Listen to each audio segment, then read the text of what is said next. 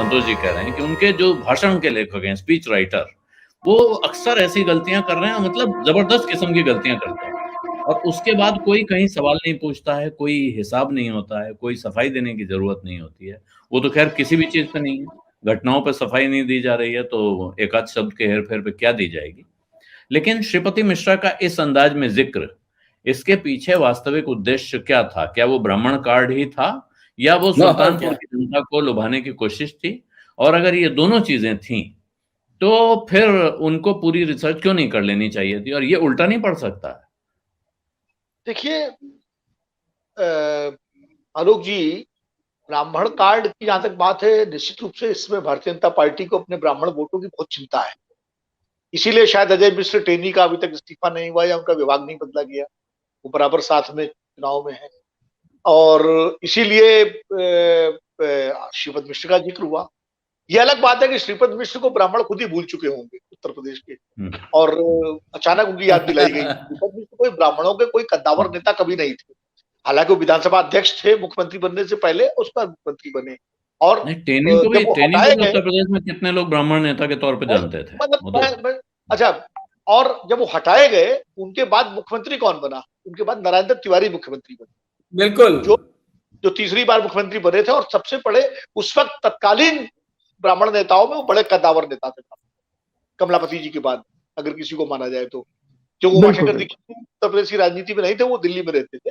उत्तर प्रदेश में कमलापति जी के बाद और बहुगुणा जी के बाद अगर बड़े ब्राह्मण नेता थे तो वो नारायण दत्त तिवारी जी थे। तो तिवारी जी को मुख्यमंत्री बनाया गया।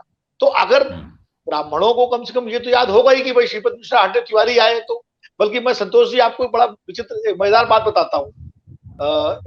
जब ये स्टोरी छपी, उसके छपने के बाद उसके दो तरह के विश्लेषण थे।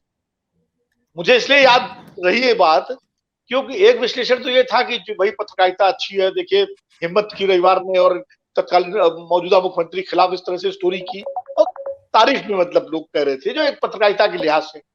एक वर्जन ये भी था जो खासकर ब्राह्मणवादी पत्रकारों में था कि ये ठाकुरों ने मिलकर के एक ब्राह्मण मुख्यमंत्री के खिलाफ षड्यंत्र किया है, क्योंकि रविवार के संपादक प्रताप सिंह भी ठाकुर, संतोष भारती भी ठाकुर, ये ठाकुरों की जो है, ये भी एक वर्जन था। ये मैं आपको बता रहा हूँ, इसलिए मुझे ये बदला। लेकिन उसके बाद मुख्यमंत्री ब्राह्मण ही बना, नारायण दत्त तिवारी और वीपी सिंह। कहा यह गया कि जो विश्वनाथ प्रताप सिंह को हटना पड़ा, इसलिए उसका बदला लिया गया। तो इस तरह के दो वर्जन उसमें राजनीतिक क्षेत्रों में, पत्रकारिता के क्षेत्रों में चले थे। इसलिए मुझे ये स्टोरी याद रही। फिर आपकी किताब चूंकि हाल में ही आई और हमने पढ़ा, तो फिर वो चीजें रिकॉल हो गई। लेकिन एक चीज मैं बताऊं आलोक जी, और ये इसके साथ एक चीज और, विनोद जी आप आगे बढ़े उससे पहले यहाँ पे जोड़ देना जरूरी है कि देखिए इसका अर्थ है कि जातिवादी जो राजनीति होती है या जो जातिवादी विमर्श होता है, उसमें बहुत गहराई तक आदमी घुस के चीजें निकालता है। मैं नहीं जानता था कि संतोष भारतीय राजपूत हैं, क्योंकि संतोष भारतीय तो भारतीय हैं, इन्होंने अपना नाम न जाने कब छोड़ दिया था। जाति का नाम कभी लिखते भी थे कि नहीं, मैं नहीं जानता। मैं तो जातिवाद का गणित लगाते हैं, वो खोद के निकाल के लाते हैं, वो लाए होंगे। आलोक जी, मैं तो सुरेंद्र प्रताप जी के साथ काम कर चुका हूँ। मेरे करियर में उनका बहुत बड़ा योगदान है मुझको आगे बढ़ाने में मेरा तो। और संतोष जी मेरे बड़े भाई की तरह हैं, मतलब इनका भी मैं थोड़ा सम्मान करता हूँ। इनके दोनों के अंदर मुझे दूर दूर तक कहीं जातिवाद नहीं दिखाई पड़ा भाई। अगर मुझे एसपी सिंह ने आगे बढ़ाया तो ये मान के थोड़ी बढ़ाया कि मैं कोई ठाकुर हूं या ब्राह्मण हूं। मेरे अंदर उन्होंने कुछ देखा होगा कि भाई चलो इस लड़के में जो है कुछ थोड़ा पोटेंशियल है, तो उन्होंने मुझे मौका दिया आगे बढ़ने का। तो इसलिए जो है, और बल्कि ये तो आप सकारात्मक पहलू दिखा रहे हैं, मैं दिखा रहा हूँ वो पहलू जो जब जातिवाद का विश्लेषण करता है, तो वो आदमियों की जो जाति नहीं मानते हैं, जिन्होंने अपनी जाति को गाड़ दिया है जमीन के नीचे, उनकी भी जाति खोद के निकाल के लाते हैं, ये कह रहा हूँ। वो विश्लेषण कर लेते हैं। आप तो संतोष जी की बात कर रहे हैं, चंद्रशेखर जी के बारे में बहुत लोग नहीं जानते थे वो ठाकुर है। लेकिन चंद्रशेखर जी जब प्रधानमंत्री बने तो, और उसके बाद उनकी जाति बताई गई। राजनारायण जी के बारे में लोग नहीं जानते थे कि भूमिहार है, लेकिन राजनारायण जी को जो है बाद में लोगों ने जो है, तो जातिवाद जो है। और कभी जिन्होंने कभी नाम, राजनारायण जी ने हमेशा राजनारायण लिखा, चंद्रशेखर जी ने हमेशा चंद्रशेखर लिखा, कभी सिंह और ये राय लिखा ही नहीं उन्होंने। लेकिन जब जाति की राजनीति होती है तो सब लोग निकाल के लाते हैं। अरे भाई, अपने प्रधानमंत्री जी जो है जब तक गुजरात के मुख्यमंत्री रहे, तब तक कौन जानता था कि ये पिछड़े वर्ग से आते हैं। लेकिन प्रधानमंत्री बनने के बाद और बिहार उत्तर प्रदेश के चुनाव के दौरान उनके पिछड़े होने का पूरा जम के प्रचार किया गया, और अब तो वो एक तरह से स्थापित हो गया कि हाँ भाई वो जिस समुदाय से आते हैं वो पिछड़ा वर्ग है। तो ये तो जातीय राजनीति तो इस देश का सच है, यथार्थ है, इसे हम सब जानते हैं। और आखिरकार चुनाव जातीय राजनीति पर आकर के वो जातीय और सांप्रदायिक राजनीति पे आके अंततः सारे मुद्दे जो है वहीं आके हो जाते हैं, कवर अप हो जाते हैं। लेकिन जो श्रीपद मिश्रा वाला प्रसंग जो है, मुझे लगता है कि कहीं ना कहीं चूक हुई पूरे तथ्य और सूचना जुटाने से। पहली बात तो यह है कि श्रीपद मिश्रा के बारे में जो सुल्तानपुर के वो सपूत, अब वो सपूत कैसे थे मुझे तो नहीं पता, क्योंकि हम लोगों ने भी कभी, शरद जी भी जानते हैं, संतोष जी भी जानते हैं, और उत्तर प्रदेश में कोई ऐसा काम किसको याद हो जो श्रीपद मिश्र जी के कार्यकाल में उत्तर प्रदेश में हुआ हो, जिससे सुल्तानपुर या उत्तर प्रदेश का बहुत भला हुआ हो, तो मुझे तो कोई याद नहीं है। बाकी लोगों को याद हो तो वो याद हो। तिवारी जी के बारे में बहुत सारी बातें बताई जा सकती हैं, बहुगुणा जी के बारे में बताई जा सकती हैं, वीर बहादुर सिंह के बारे में बता सकते हैं हम, मुलायम सिंह के बारे में बताई जा सकती है, राजनाथ सिंह के बारे में बताई जा सकती है, और पहले के मुख्यमंत्री जो थे कमलापति जी के बारे में बताई जा सकती है। लेकिन श्रीपद मिश्रा जी का तो बड़ा अल्प कार्यकाल था, और मतलब वो तरह से जब वो बने भी थे तो बड़े लो प्रोफाइल किस्म के मुख्यमंत्री माने गए।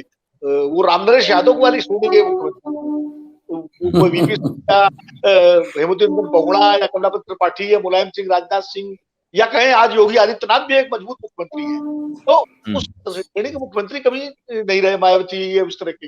तो मुझे नहीं लगता कि अचानक याद तो आई, लेकिन जरूर ब्राह्मण कार्ड एक दिमाग में रहा होगा, और जब रिसर्च हुआ होगा तो भाई सुल्तानपुर से कौन ब्राह्मण नेता हुआ बड़ा, तो श्रीपद मिश्रा जी का नाम ले दिया गया। हालांकि उसी सुल्तानपुर से वो उनकी पार्टी के जो बीजेपी से जो रामविलास वेदांती जो है, वो लगातार मछली शहर से चुनाव लड़ते रहे, प्रतापगढ़ से आसपास के ही थे, वो तो राम मंदिर आंदोलन के बड़े वो नेता रहे, वो भी ब्राह्मण ही हैं, तो उनका भी जिक्र होना चाहिए फिर कि वो आज क्यों किनारे लगे हुए हैं। तो बहुत सारे प्रश्न हैं, बहुत सारे सवाल हैं जो उठते हैं, लेकिन कम से कम मैं देखिए किसी प्रधानमंत्री जी की इसमें मैं गलती नहीं मानता हूँ, क्योंकि इसलिए कि प्रधानमंत्री पूरा देश देखते हैं। अब उनको जो दिया गया, और ये भी सही है कि सुल्तानपुर के थे श्रीपद मिश्रा जी, मुख्यमंत्री रहे थे, हटाए गए थे, 3 चीजें तो सही है उसमें। अब कैसे हटाए थे, क्यों हटाए गए थे, ये रिसर्च थोड़ा सा करना चाहिए था उनके लोगों को, और उसके बाद उसको वो रखते उस चीज को और तरीके से रख सकते थे।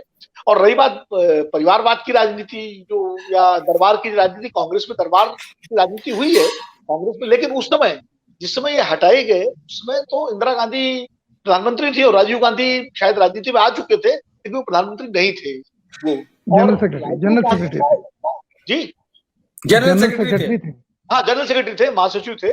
और राजीव गांधी का मुझे लगता है उस तरह से उत्तर प्रदेश में मुख्यमंत्री, जो संजय गांधी का जिस तरह का दखल था वैसा दखल नहीं था, उनका, और वो ज्यादा ध्यान संगठन पर दे रहे थे, सरकारों का ध्यान और मंत्री का ध्यान इंदिरा जी खुद देखती थी। तो संतोष जी ने जो बताया कि इंदिरा जी ने उसकी जांच कराई और वो किया, तो निश्चित रूप से वो हटाए क्यों गए।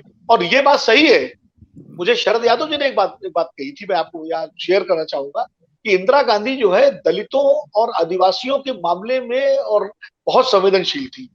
शरद यादव जी से मैंने एक बार प्रश्न पूछा था, वो बल्कि अटल जी की कैबिनेट में मंत्री थे तब की बात, मैंने पूछा शरद जी आपको सबसे बढ़िया प्रधानमंत्री अभी तक कौन आपको लगा, आपने तो वीपी सिंह के साथ भी काम किया, आपने चरण सिंह के आप अनुयायी रहे, मोरारजी के समय भी आप एमपी थे और सारा, तो उन्होंने इंदिरा गांधी का नाम लिया। मुझे बड़ा आश्चर्य हुआ, मैंने कहा कि इंदिरा गांधी के कार्यकाल में तो आप जेल में रहे इमरजेंसी, आप इंदिरा गांधी की तारीफ क्यों कर रहे हैं।